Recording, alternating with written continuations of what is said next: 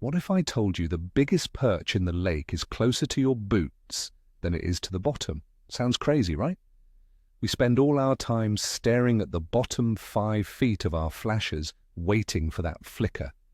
But today, we're talking about why so many of us spend hours jigging the mud while the real giants are hanging out right under the ice. I'm going to show you not just where they are, but exactly why they're there and how you can start catching them immediately. This could be the single biggest change you make to your ice fishing game this season. So let me ask you, and be honest in the comments, where do you usually find your biggest perch? On the bottom or suspended? For generations, the wisdom has been the same. Fish go deep in the winter. They get lethargic, they hug the bottom, and that's where you need to be. Our grandfathers taught us this, our fathers taught us this, and frankly, our electronics seem to confirm it. You drill a hole, you drop your transducer in, and what's the first thing you focus on? The bottom. You watch your lure drop all the way down until it hits that solid red line. It's a ritual. We've been conditioned to believe that the bottom is the only place where the action is. This deeply ingrained habit is the #1 reason why many anglers are missing out on the most aggressive and often the largest fish in the system. First, let's talk about the most basic element for life, oxygen.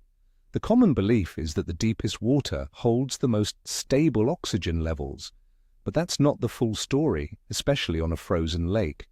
The area right under the ice is constantly being oxygenated by the freezing and thawing process, and any sunlight that penetrates creates photosynthesis from algae and phytoplankton. This creates a surprisingly rich oxygenated zone at the very top of the water column. Imagine the lake is breathing right at the surface. And the fish know this. They are drawn to this zone because it's comfortable and full of life, not the stale, deep water we often target. Now let's consider light. Even through a foot of ice and a layer of snow, sunlight penetrates. This light is fuel. It triggers the growth of microscopic organisms, specifically zooplankton and phytoplankton. These tiny creatures are the absolute base of the food chain. They rise towards the light to photosynthesize and feed. Think of it as a massive, invisible cloud of fish food forming just a few feet below your boots. It's a buffet waiting to happen. Where the food is, the fish will follow. This isn't a random occurrence. It's a daily migration driven by the sun. So, we have a cloud of zooplankton forming under the ice. What eats zooplankton? Minnows, shiners, and all the other small baitfish. And, of course, young of the year perch. They aren't going to stay down in the dark, cold depths when there is an all-you-can-eat buffet happening right at the ceiling. They swarm this upper layer of water, grazing on the plankton. If you've ever used an underwater camera, you've seen this. Can look like a blizzard of tiny baitfish just a few feet down. This is the second link in the chain, and it's the key that unlocks the location of the predators. Now we get to the fish you're actually after, the big jumbo perch. They are predators. They follow the food. Why would a 12-inch perch waste energy scouring the barren mudflats on the bottom when there's a dense school of minnows feeding just under the ice? They won't. The biggest, smartest perch in the school will position themselves just below this chaos. They use the bright ice above as a backdrop, making it easy to silhouette their prey. They suspend there, waiting, and then strike upwards with incredible speed. They are ambushing from below, using the ice as their cover. This leads us to a simple but powerful idea. The bottom is not always the target. For years, we've been taught to pound the bottom. We think a puff of silt or mud will attract fish. And sometimes, for smaller, less active fish, it does. But the big, aggressive perch are not looking down. They are looking up. Imagine you're in a field looking for birds. You wouldn't stare at your feet, would you? You'd look up at the sky. The big perch are doing the same thing. They are constantly scanning the water column above them, waiting for a meal to present itself. Your lure, sitting on the bottom, is completely out of their line of sight. Let's also consider the water temperature. Water is densest at about 39 degrees Fahrenheit or 4 degrees Celsius. This warmer, denser water often sinks to the bottom. The water directly under the ice is colder, closer to 32 degrees or 0 Celsius. Many people assume fish seek that warmer, deep water. But for a cold water species like perch, a few degrees makes little difference in comfort. What makes a difference is the combination of oxygen, light, and food. The top of the water column offers all three in abundance, making it the preferred zone for active, feeding fish, even if it's technically a degree or two colder. Think about how your electronics can actually mislead you. When you drop your lure, your flasher shows it falling all the way to the bottom. It's a clear, easy-to-read signal. So that's where you stop. You see a big red band at the bottom and you jig just above it. But what you're missing are the faint, flickering marks higher up in the water column. Many anglers dismiss these as interference or maybe tiny baitfish not worth their time. But often those faint lines are the big, suspended perch that are moving in and out of your cone angle, inspecting from a distance. You're so focused on the bottom, you don't even see them. Here's a classic scenario. You're set up on a spot, jigging the bottom for an hour with no bites. A guy comes along, drills a hole 20 yards away, and immediately starts pulling up fish. What's he doing differently? You might think he found the spot on the spot. But more often than not, he's simply fishing a different part of the water column. He might have seen on his flasher that the bait was suspended 10 feet down, so that's where he stopped his lure. He's not on a better spot, he's just using a better strategy. He's fishing where the fish actually are, not where he thinks they should be. Snow cover plays a huge role in this. On a bright sunny day with no snow on the ice, light penetration is at its maximum. This supercharges that upper-level food chain we talked about. The plankton and algae bloom, the baitfish go into a frenzy, and the big perch are right there with them. Conversely, on a lake with 2 feet of heavy, packed snow, less light gets through. On those days, the fish might be a little deeper, but they will still relate to the available light. Understanding the snow cover is like having an instruction manual for where to start looking. The time of day is another critical factor. This upward migration is often strongest during the low light periods of early morning and late afternoon. This is when predators feel most comfortable and baitfish are most active. Think about it.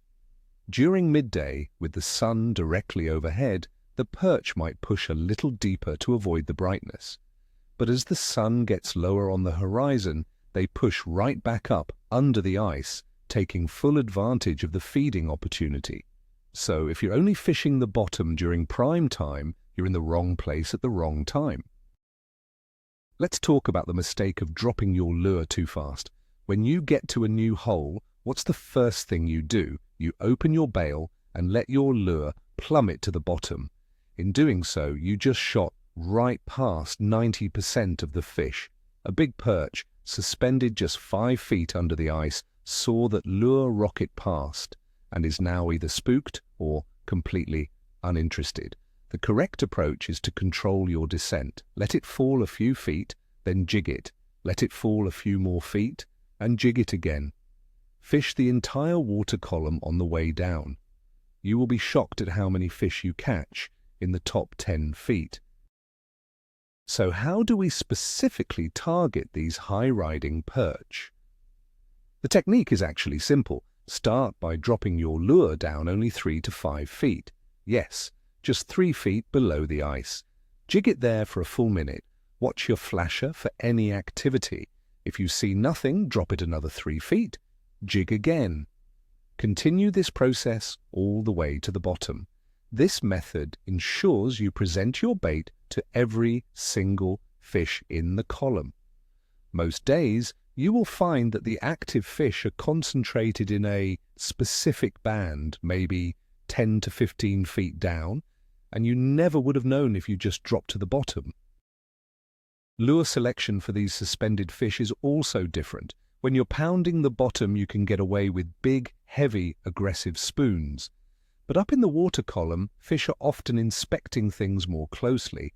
This is where smaller tungsten jigs, paired with a wax worm or a plastic, really shine. A small, horizontal hanging jig looks just like the zooplankton and tiny minnows they are feeding on. You want subtlety. A gentle quiver or a slow lift and fall is much more effective than a violent rip. You are trying to match the hatch, and the hatch is happening right under the ice. Here's a term you should adopt: pounding the top.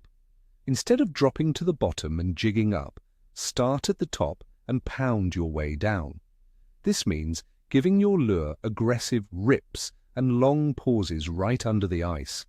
This commotion can draw in fish from a wide radius. A perch 30 feet away might see that flash and come screaming in to investigate. Once you see a mark on your flasher, you can then slow down and finesse them. But the initial goal is to get their attention, and you do that by being aggressive in the zone they are already looking at, the top. Use your own auger hole as a visual tool. On a clear day, you can often see your lure 10, maybe even 15 feet down. Pay attention, you might literally see a school of minnows dart by. You might see the shadow of a larger fish move through. This is real-time information that is more valuable than any sonar. If you see baitfish swimming 5 feet down, why on earth would you fish at 25 feet? Trust your eyes. The fish are telling you exactly where their dinner table is set for the day. Don't ignore the obvious clues. Nothing proves this theory better than an underwater camera. If you ever get the chance to use one, drop it down and just point it up towards the bottom of the ice. What you will see will blow your mind. You will see a world teeming with life. Baitfish, insects, and big, hulking perch lazily cruising just below the surface. They are not down in the mud, they are up high in the light where all the action is. The camera doesn't lie, it provides undeniable proof that the top of the water column is a world we have ignored for far too long. This behavior is especially prominent during the midwinter period. Early in the season, there might be more green weeds near the bottom providing cover and oxygen. Late in the season, as the melt begins, the dynamics change again. But during that long, stable stretch of midwinter, the ecosystem under the ice becomes very predictable. The food chain stratifies, and the most consistent pattern, day in and day out, is the upward migration of life towards the light. This is the pattern that separates the anglers catching a few small fish from those consistently icing trophy perch. It's a tough habit to break. We are creatures of routine. Dropping a lure to the bottom feels productive. It feels like we are in the zone. It takes a conscious effort to force yourself to stop your lure just a few feet down and fish in what feels like empty water. Your brain will tell you it's wrong. It will tell you that the fish are deep. You have to ignore that instinct. Trust the science and the behavior of the fish. The first time a giant perch slams your jig just 5 feet under the ice, you will become a believer for life. Let's reimagine the whole process. Picture yourself walking out onto the ice. You drill your first hole, but instead of immediately dropping to the bottom, you take a moment. You look at the snow cover, the time of day, and the light conditions. You decide to start fishing at 5 feet. You spend a full minute there actively jigging before dropping any deeper. You are now fishing with intent based on a strategy. You are no longer just dropping a lure and hoping. You are actively hunting the fish in the zone where they are most likely to be feeding. This is the mental shift from being a passive angler to a proactive predator. Finally, this isn't just a theory for perch. This applies to so many species. Crappie are notorious for suspending high in the water column. Walleye will often push up high to feed on baitfish under the ice during low light. Even pike will hang out just under the ice, waiting to ambush a meal. By learning to fish the top of the water column effectively, you are not just learning a new perch trick. You are learning a fundamental principle of ice fishing that will make you a more successful angler for every species you target. The bottom is just one part of the lake. It's time to start fishing the rest of it. So the biggest takeaway is this: stop thinking of the bottom as your only target. The life, the food, and often the biggest predators are actively using the top few feet of the water column right under the ice. The real game changer, the aha moment, is realizing that the perch aren't just randomly suspended, they are actively hunting in a specific zone that you have probably been ignoring your entire life. It's like you've been fishing in the basement while the party is happening on the main floor. This one shift in perspective can and will completely change your results on the ice. Thank you so much for watching. If this opened your eyes, hit that like button and subscribe for more tips that challenge the old way of thinking. Now I have to ask, after hearing all this, are you going to change how you start your next ice fishing trip? Will you drop to the bottom out of habit, or will you start fishing 5 feet down? Let me know your new game plan in the comments below.